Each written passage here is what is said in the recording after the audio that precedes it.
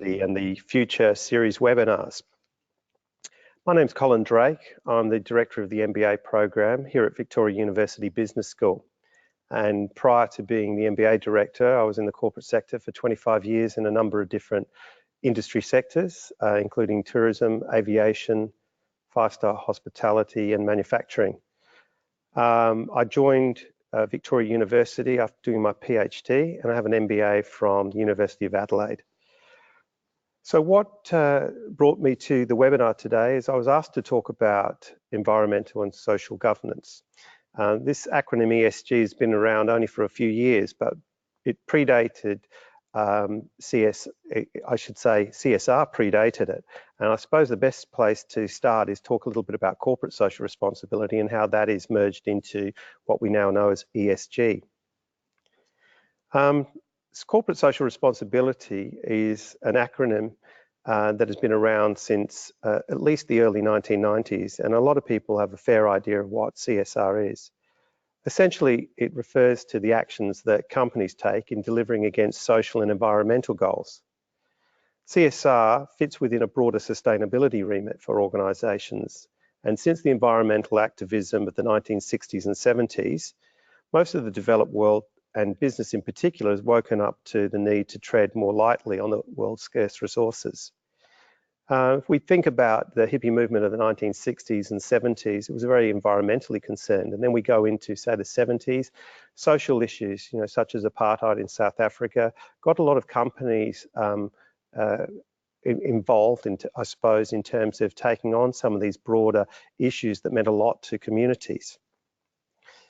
So CSR, as I've mentioned before, are those activities that an organisation embeds within their organisation to, I suppose, deal with a range of different social issues.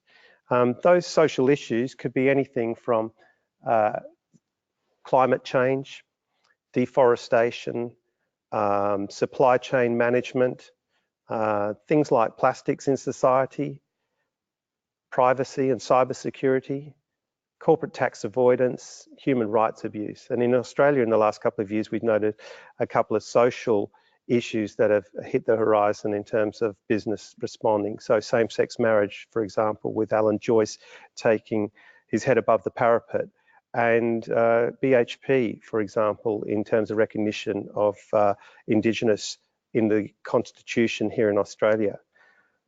So if we go back to talking a little bit about CSR, CSR, some of the regular sort of social programs within organisations might be things around maternity leave. So we know that CSR programs are done voluntarily in terms of business, and the government might offer a mandatory term of maternity leave, and a business might go over and above and double that maternity leave provision. And one of the reasons why they do that is that there's obviously good business reasons behind it as well. If you don't have to go out and hire new people, and you don't have to train them, that's going to be a cost saving to the business. Similarly, if you were going to have a manufacturing plant and decide to put a whole lot of solar panels on your roof, those solar panels are going to give you a long-term benefit in terms of reducing your carbon emissions and ensuring that you're not so reliant upon a grid electricity. And as we know, in this country, that is a power input cost that's risen quite substantially. In terms of this type of investment in business programs through CSR, one of my colleagues, Peter Demju, talks about sustainability and CSR initiatives leading to black ink. That is, that over time, the efficiency driven through such social and environmental programs leads to longer term profitability. And I suppose that links in very, very well with me introducing ESG. And if we have a look at ESG, ultimately, ESG refers to environmental, social and governance, and it's a term coined more recently by asset managers and investors that seek to better understand and evaluate corporate behaviour of firms. By assessing ESG performance of an organisation, investors can determine how sustainability has been incorporated within a given business. So if you look at CSR, it's very much an inside-out approach, whereby businesses are looking at what they can do in terms of environmental and social plans and policies Whereas you look at ESG, and that's an outside looking in approach, looking and evaluating a firm and how they can perform against a range of metrics over time. And one of the things that has risen over time is companies self-reporting their performance. So through the United Nations, through the principles of responsible investing, and through the United Nations Global Compact, which outlines a list of 10 priorities that guides businesses, this has allowed a huge catalogue of companies throughout the globe to report openly, and hence that's provided a basis over the last 10 years for us to be able to measure and also find some benchmarks across different sectors within industries.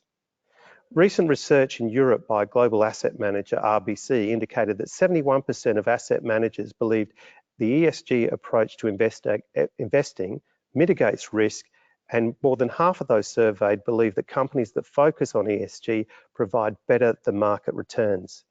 This ties in with earlier reports dating back at least a decade from Ernst & Young that looked at the effects of CSR on firm profitability. Equally, ratings agencies such as Moody's now look at climate risks when assessing credit ratings. Now recently, in fact last month, there was an article in the New York Times by David Benoit, who reported on a recent meeting of the Business Roundtable. And the Business Roundtable is an influential US association that gathers together and represents the CEOs within major organizations around the world. Just this past month, its members ratified a change to the statement of purpose for the Business Roundtable, where once it very much followed the shareholder philosophy of Milton Friedman, the famed Nobel laureate and Chicago economist, where a CEO's role was to maximize shareholder returns above all else. They've had a bit of a rethink. And ultimately, the new remit for business, according to the Business Roundtable, as reported by that New York Times article, is that the purpose of a corporation that emphasizes job creation, sustainable economy, innovation, a healthy environment, and economic opportunity for all should be the new philosophy. Now, I for one applaud this overdue recognition by business. Let's face it, without a healthy environment and a sustainable economy, there won't be any consumers. So many would consider the utterance from the Business Roundtable as pretty self-evident. So how should we view this new development by the Roundtable? Is it the glass half full or glass half empty approach? As an optimist, the fact that the leaders of America's largest corporations are at last beginning to recognize that they have a broader obligation to society has got to be welcomed. On the other hand, isn't this just an acknowledgement of what others have been saying for more than 20 years? Dame Anita Roderick of the Body Shop fame, more than 20 years ago said, "I want to work for a company that contributes to and is part of the community. I want something not just to invest in, I want something to believe in."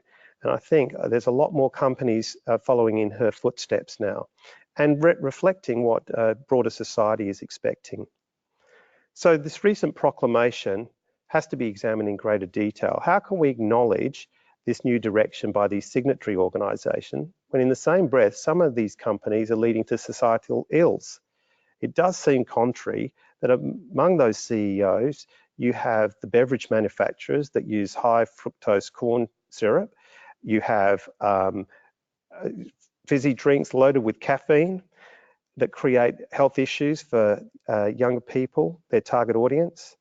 Amongst these CEOs are gun manufacturers that make and distribute semi-automatic weapons, known for some of the mass killings that we've seen in the United States. And we also have the tobacco and vaping industry under their own cloud and selling harmful products that, although legal, are known to contribute to some of the health issues in society. And perhaps we shouldn't let off the legal pharmaceutical companies either, because although they provide technology and research to give us a range of life-saving drugs, ultimately some of those drugs are beyond the reach of most people, where universal healthcare doesn't cover the opportunity for people to get access to them.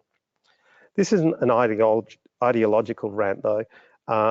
Simply business works better in a free enterprise economy, And in terms of revisiting that glass half full and glass half empty approach, I think it's important that we should also recognise that one of those arms manufacturers, Colt, just recently announced that they won't be selling any more AR-15, one of the most common semi-automatic assault rifles bought domestically in the US market. It's interesting also to note that, such is the sensitivity around that in the United States, that their press release talked about the fact that military and police orders could more than cope with the output for their demand. I think that's trying to sit on the fence a little and protect themselves against any backlash from the very, very powerful NRA. In graduate schools, we often talk about the social license that businesses are granted to operate. If we talk about academic theory, we talk about legitimacy.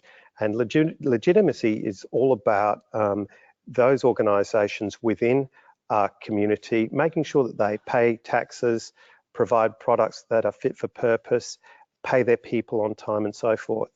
So if we, for example, gave a social license to an organisation, what we need to do is what happens when they breach it? Who's the best person to police that transgression? Usually the answer to that question is government. I mean, after all, isn't that why we pay taxes? So government can bring order, creating and upholding the law for the betterment of society.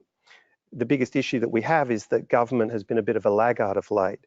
And we can see that by some of the royal commissions of inquiry that have happened in this country. And the nexus between us as a community and the government has been sorely tested. And we can see that by some of the trust surveys, and I'll get to that in a moment. So if you have a look at some of the transgressions on behalf of business, what sort of personal consequences are there for those that transgress? It's very rare that we see white-collar criminals incarcerated for any long periods of time. And then what happens if the actions of firms are just immoral or unethical instead of clearly illegal? Then we come to a much more nuanced argument. From over time, we see shareholder activism, and this could be for a range of reasons. It might be through bonuses paid for poorly performing firms or through product transgressions. Shareholders also seek recompense when overseas bribery scandals or corporate fraud is uncovered, after a change in auditors or a share price slide. The Australian corporate landscape is littered with examples of mismanagement, and the recent spate of Royal Commissions of Inquiry is evidence of that. From commodity trading, healthcare, aged care, education, hospitality, financial services, franchising and airports, there appears no sector of the economy that has not been working in the interests of broader shareholders. In 2018, the Edelman survey of trust in Australian institutions hit an all-time low of 35%. Although it's bounced back since the federal election to 41%, we cannot be complacent with those figures. Where more than half of the nation has little trust in government, media, NGOs and corporates, there's much work to be done to build that bridge of trust between these organisations and their publics. Steve Spur, CEO of Edelman Australia, said that government uncertainty over energy supply, citizenship, banking royal commission, in addition to infighting in the political spectrum, has resulted in a nation that largely does not trust its government. He goes on to say that it's deeply troubling that a majority of Australians believe their government is broken. There's also an opportunity for businesses to stand up for the public on issues they believe are not being addressed. Herein lies some of the CEO activism in recent times. When organisations are more trusted than governments, there's a perfect platform for CEOs to step forward and show the leadership that's currently lacking. Recent examples of this are examples such as the binding CO2 emissions targets that BHP and Rio Tinto have been looking for. Same-sex marriage debate in last year with Qantas and Alan Joyce, as I mentioned before. Ending modern day slavery, Fortescue Metals, and in his private capacity as a philanthropist, battling the plastics throughout the world would be Andrew Twiggy Forrester, and breaking down social disadvantage and incorporating diversity from the boardroom to the factory floor. Interestingly, though, it's not a competitive advantage as one would think. Some surveys, and one in particular from the Stanford Business School, found that people's responses were very mixed about CEOs taking on this activist role. And those opinions varied from political affiliation and age. People were more likely to stop using a company's products and services due to CEO activism than to start. A majority of those surveys supported CEOs' activism on social, political, and environmental issues if it directly impacted their businesses. There was less support for corporate activism on other issues like gun control, immigration, and abortion rights. Now, granted, that was a survey conducted in America, and it might vary here in the Australian context. One of the things that's quite interesting at the moment that's being played out in the financial press is the argument between CEOs on one hand going contrary to government policy and government ministers on the other trying to slap down the CEOs and tell them to stick to their knitting. This is a very interesting development. I think the best way for businesses to be a beacon for good corporate citizenship is look carefully about the way that they incorporate CSR within their businesses. What I refer to as the 3 A's. First of all, attitude. Attitude comes from above. It's set by the strategy from a board and a CEO. So if they have a positive attitude, a CEO or chairman is like a beacon, lighting the way for those to follow. Without a leader that sees it within their responsibility to live and breathe a positive agenda related to good governance, social and environmental impacts of the business, it will be doubly hard for everyone within the organisation to follow suit. If good governance, sustainability and corporate citizenship are the values desired by the organisation, then that needs to be unambiguously stated, communicated to all and reflected in the behaviour of the executive team. So how embarrassing was it for the board and Google CEO Sundar Pichai when globally 20 offices closed down and 20,000 staff walked off the job in response to poor leadership on issues of sexual harassment, gender pay gaps, and discrimination? The fact that Google's parent company, Alphabet, lost 10% valuation in the months surrounding this scandal is a good reason for a board and executive to pay closer attention. The second A is alignment. Alignment is often cited in any sort of strategy talked at university business schools. Alignment has often been discussed because objectives must align with long-term organisational goals. A good example might be, I have a problem with Elon Musk and Richard Branson. Musk is often heralded as an entrepreneur for the 21st century, setting an agenda for a better world. Certainly, solving the need for affordable renewable energy storage has made Tesla Powerwall a market leader. However, in an age of higher global CO2 emissions and climate consciousness, the fact that Elon Musk is fixated on galactic leisure travel and inhabiting other planets through his SpaceX business seems at odds with the broader good work. Richard Branson is another entrepreneur lauded around the world, but his Virgin Galactic ambition pays little attention to the impact of soot emissions on the upper atmosphere and ozone layer of such travel. His Virgin Games online casino business feeds problem gamblers, known to create a range of social ills, and yet Branson is known globally as a philanthropist. So here's an example of how it is hard to recognise alignment in such leaders who on one hand are purporting to be socially and environmentally progressive, and on the other hand, their business operations would argue otherwise. The third A of incorporating CSR within a business is action. All businesses that incorporate CSR need to ensure that these don't just sit on a shelf or get a consultant in to bring up some specific report. They have to be activated, and they have to be part of the annual business planning cycle using KPIs as you would for any other part of the business. And when a CSR is able to be measured, then it can be improved over time, hence improving the performance of the business in the long term. The take-up of social impact and environmental reporting by companies is growing. And as an example of this, the GRI, or Global Reporting Initiative, instituted in 2013, whereby more than 50,000 companies now have submitted sustainability reports, allows us to have a benchmark to compare sector against sector performance. So to recap, I've sought to introduce the topic of ESG and prior to that, talk a little bit about CSR and how those two concepts work closely together. And the easiest way to remember is ESG is the outside-in approach and CSR being the inside-out approach, incorporating those concepts as social and environmental planning within a business. The last thing to do is to draw the two together and focus why I think it's the new normal. In short, I discussed recent surveys that have been conducted that showed business that are focused on social, environmental and economic concerns mitigates risk and generally provide a better return over time.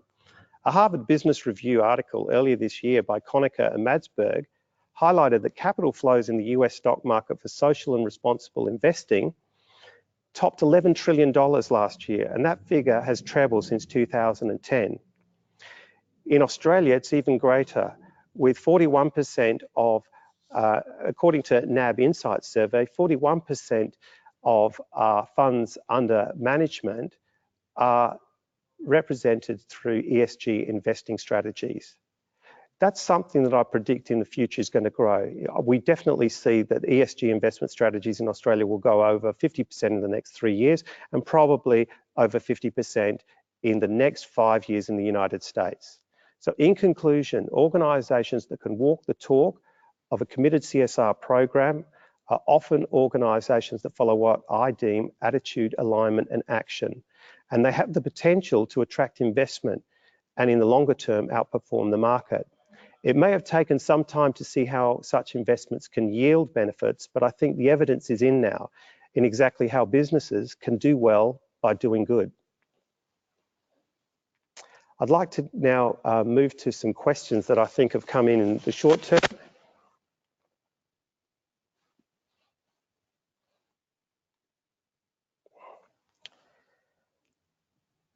Will I get training in ESR or CSG within the MBA at Victoria University? Certainly, we have a core subject within our MBA called Business Ethics and Sustainability. That particular subject takes you through a range of modules from talking a little bit about business ethics and using some of the active case studies from the Harvard Business Review. We also talk about social business. We talk about carbon emissions and carbon cap and trade systems. And we certainly give you an opportunity to use that training as you go back into a workplace or bring in examples of ethical issues you may have in your workplace and workshop them within a classroom environment. Second question I have here is, how can an MBA enhance my management career? We have people from all walks of life coming to do an MBA at Victoria University. Some of them are doing it to break out of their current career. They might have got themselves in a rut. They're looking to either take on management responsibilities higher up in their organisation or to move from their industry altogether. The benefit of an MBA is a broad brush generalist business degree, and it's recognised throughout the world. So taking an undergraduate degree and adding an MBA adds another feather in your management skills and capabilities, but also shows people that you are across a range of different discipline areas. So you're across human resources and people management, you're across finance, you're across accounting, you're across marketing, and you're across strategy and innovation. So I think having the ability to go across a range of different disciplines certainly builds your skills, whereas an undergraduate degree is often focused in a particular discipline area and may limit your ability to move to either other industries or further up into your organisation. Lastly, I've got another question. How does the MBA create networks? Well, we create networks two ways. One, we create a social network within the MBA itself.